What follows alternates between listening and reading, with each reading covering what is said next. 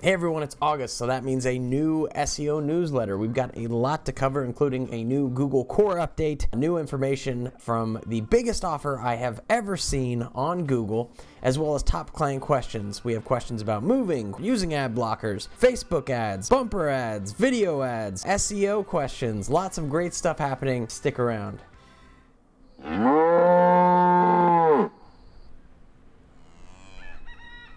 Hey everyone, welcome and thanks for checking this out. This is the new Google August update we have that came out. It is after a core update in July, a big core update where things were being improved, so to speak. We have lots of updates, and now we have what's called a link spam update. Not spam like you would eat, spam like you get in the mail, which is not always so good. So we have new Google Spam update, which is basically the algorithm update. Everything's algorithms nowadays, obviously. So with the spam update, it has to do with links that might be on sites and things, affiliate links, sponsored links, stuff like that. Although I have seen certain impacts seeming to affect exit pop-ups, stuff like that. So do be aware. I have seen rankings decreases as well, 3 to 4 spots even. So be aware of that. We are still sitting tight and staying tuned. Patience is the name of the game. Do check out the SEO newsletter, by the way, that we have released. That basically includes some very great info about patience and the importance of that, because patience is a virtue, right? Yeah, good. A lot has been happening with Google. A lot of SEO updates happening. So we will obviously update that. I've talked with SEMrush, one of our providers, directly, and they've said essentially that they're still learning this stuff. July 26th, the Google update happened. It's going to take 2 weeks for it to fully roll out. So we're still seeing the effects and learning from it, really. So happens all the time. There have been a whole bunch. There's actually an article here from Moz that provides all the core updates and all the confirmed updates. It actually doesn't even list yet the link spam update, but that is confirmed, so that should be added soon. As you can see, I mean, there's updates happening all the time with Google. It's been a little, there have been more updates in the last 2 years, no doubt. Then 2018, there were slightly fewer, but not as big. So during 2020 and 2021, there's definitely been more just SEO updates happening. So, keeps us on our toes, I guess you could say. Something I want to share is the biggest offer I've ever seen from Google. So we wrote an article about it, the biggest offer ever. It's something that has been extended. So right now, if you're a new account, you can get a $1,000 ad credit if you spend $1,000 within 60 days. That's the biggest offer I've ever seen from Google. If you're a new account, if you've been thinking about doing Google Ads, you should do it. I don't know how long they'll do this for. This is definitely a big deal and pretty awesome, for sure. And check out the article, links in the article as well in the video. Let's go to some Google news. Google ad news, we mentioned the ad credit. Google Ads also imposes surcharges and fees for international ads in certain areas. So certain areas that fall into this jurisdiction can get anywhere from 2 to 5% on top of their overall budget for ads. So if you're running ads in France, India, Italy, Spain, Turkey, United Kingdom, for example, in the UK, I think in Turkey has a 5%, but it does not affect the United States. So anyways, Google Ads and Bing revenue skyrockets from last quarter. Google growth was 69% from last quarter, which is massive. Bing Ads is up 53%. 53% year over year on their revenue. Now, if you were wondering in terms of size between Bing Ads and Google, so here's a little chart that says the revenue from Bing Ads is $7.74 billion.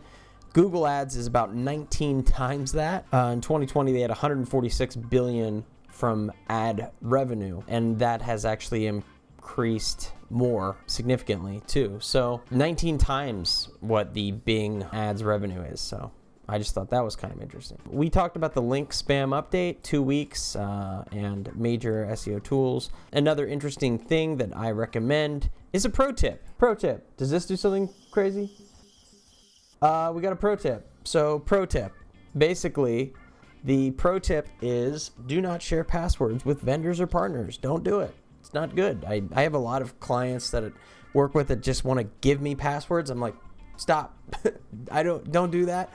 I always do user access is how I share stuff. I try not to take just passwords. I know that's easy sometimes, but best if you can just add users.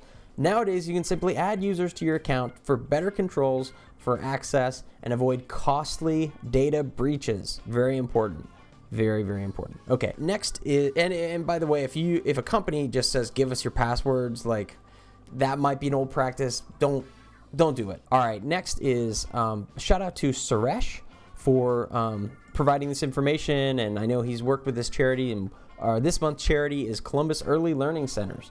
So Columbus Early Learning Centers, we sponsor a charity each month, and we encourage you to donate with us. That would be awesome. So helping is very important. Extend a hand. If you're in a position to do so, please do it. Columbus Early Learning Centers is a place that helps kids in struggling economic situations to get the best chance at early education, kindergarten, to preschool, kindergarten, and early education, and put them at the best possible place and foot forward to get a great education. So they do some great stuff. Donate. The link is provided in the email. Check out the website. The website will have it. Next up, we have client questions. So client questions. Client questions. So number 1, for SEO purposes, should I list cities on my homepage?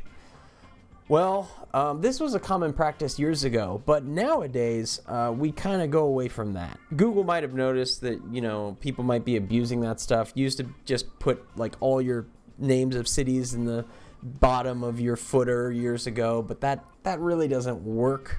That doesn't necessarily help you.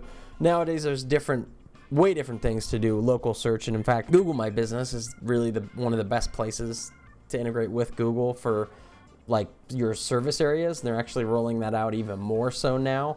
So if you put your service areas in Google My Business, that will help you out about the most. I would kind of say don't put it in your footer, of your website. Put something else there.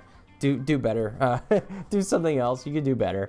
For example, we also mention on our website, cowabundant.com, we have a contact page that talks all about where we started, where we are, where we're located, and we have an about page that, has links to other businesses and talks about how my grandfather had a dairy farm in Columbus. And, we try to just make it more interesting to be local that way on your page. So that's an example of what you could do. Next question, number 2. I use an ad blocker on my mobile and desktop. Don't many people use ad blockers? So this was really interesting. I did a kind of in-depth study on ad blockers and how they work. Some people are more extreme with ad blockers than others, but the majority of people, 15% of users use ad blockers, and those vary per market. Desktop, it's higher, but for mobile market, it's 15%. Maybe they use I'm not even sure which ad blocker they might use unless it's browser specific, but 15% on the mobile side is really what it's at. 39% though for the desktop. So that is a market that does use ad blockers. There's still debate on, there's a lot of anti-ad blockers out there. I'm sure you've gone to like New York Times or like Wall Street Journal or like other web pages that say, hey, could you turn off the ad blocker? Because, that's how we make money. I want like crickets or something here, sounds. But that's how we make money. So please turn off your ad blocker. And that makes sense. I actually like it when businesses say that, and I'm like, okay, yeah, I'll turn it off. I don't care. I really don't care. I mean, if they need it on and they can give me free, news, that's fine. I don't care. I'll turn it off. That was kind of interesting. Google had many properties, basically Gmail, search, that are not subject to ad blockers. So on top of that, Google is actually not even like an ad blocker doesn't really even matter if you have Gmail and search and you're just logged into Google. Like, really doesn't do much because it knows who you are. It might prevent some ads basically, but anyways, doesn't do much. So number 3, we want to run Facebook ads, but we don't want to create a Facebook page yet. Can we run ads using just our website? Okay, no. I'm sorry, you cannot do this. You can't do this because Facebook requires a valid Facebook page to run ads. So if you have a basic page with no info, no images, your ads will most likely get blocked, and you might get your account suspended. So be aware of that. When you run ads, you need to select a Facebook page in order to run ads. So you have to have a Facebook page to run ads. And that was also confirmed. I talked with Facebook ad consultant or rep, and they were like, yeah, you need a page. So it might have been in the past you didn't need a page. Now you have to have a page. Next question. What is a bumper ad? A bumper ad is a short 6-second ad that runs on YouTube before you watch a video. It is short, to the point, and usually mentioned the brand name or main messaging.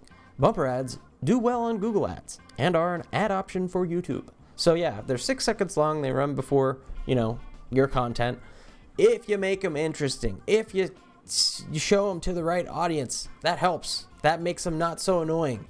And in 6 seconds, if they're done okay, and they relate, they're not so bad. They actually do pretty well on YouTube. So, and I do recommend bumper ads. They are pretty powerful. Sometimes it's hard to get something in 6 seconds, but say your name, say something quick. Don't be too cute or crazy. Just kind of say it and be done. Number 5 is, we are considering moving our location in town. What does SEO data say about the best place to move our business? Very interesting. So I use a number of tools for that. I use Google Trends. I use, I think, SEMrush, Google Search, stuff like that, to basically see what the data suggests of how many searches there are in a particular location. I can look up certain locations, even suburbs in a city, and then say to my clients, yeah, there's more searches in this suburb than this suburb. I've actually recommended to some clients, you should either stay where you are, in fact, because they wanted to move. And I would be like, stay where you are, because the search data is everyone's looking in that area. Just stay there, if you can, because some people are saying, I want cheaper rent.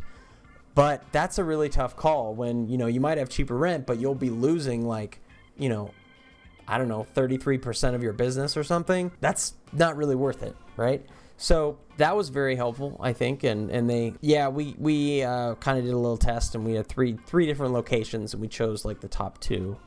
We actually kind of said stay where you are is actually best, which was funny, to provide insights on their locations. Number 6, what is a follow link versus a no follow link? Good question. So a follow link is basically when somebody has a link to your page, and you get direct credit for your link. So if you have a link that a lot of times on blogs and stuff, there'll be, or big, websites, there'll be no follow links.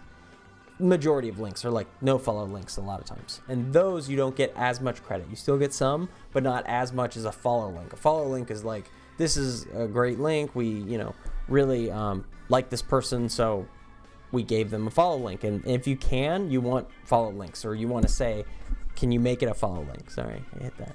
Follow links are something that basically on the back end of the code, and there's an example of that's a no follow link, because it says no follow. And then number 7 is Google Ads has added surcharges for certain ads. Am I affected? So I got this question from a few clients. No, pretty much no. Okay, you're not affected if you just run ads in the United States. Not affected. However, if you run ads overseas in certain areas, again, I mentioned them. There's also a link on the video, either the show notes, or go to the website. The cowabundant.com has all these links. But basically, if you fall into one of those countries where you run ads, then you're subject to a 2 to 5% surcharge or fee charge. So be aware of that. I don't know exactly why they did it. It's jurisdiction, so it's regulatory fees, operating costs. I assume it's maybe EU. It's not even EU though, because it's also in the UK. So that's just regulatory operating costs, which is, I don't know, it's different. Strange. Number 8, next question is, should we wait to tackle SEO before focusing more on social media posts? Interesting question. Very good question. No, I don't think you should. I mean, you can always have better data. You can always have more info. But I really think that ABP all day, always be posting. That's what I'm talking about. So you should always be posting something good, something fun. And by the way, if you like that, like and subscribe. Helps the channel, helps the YouTube, all that good stuff. Always be posting is what it's all about. Don't wait for metrics of your site, SEO metrics and stuff like that. it definitely helps to influence when you have data. You can get more data just by posting, getting more confidence, that kind of thing. I would just say start posting, really. Don't try to find any excuse. You can post. You can do it. I believe in you. I know you can do it. Something good.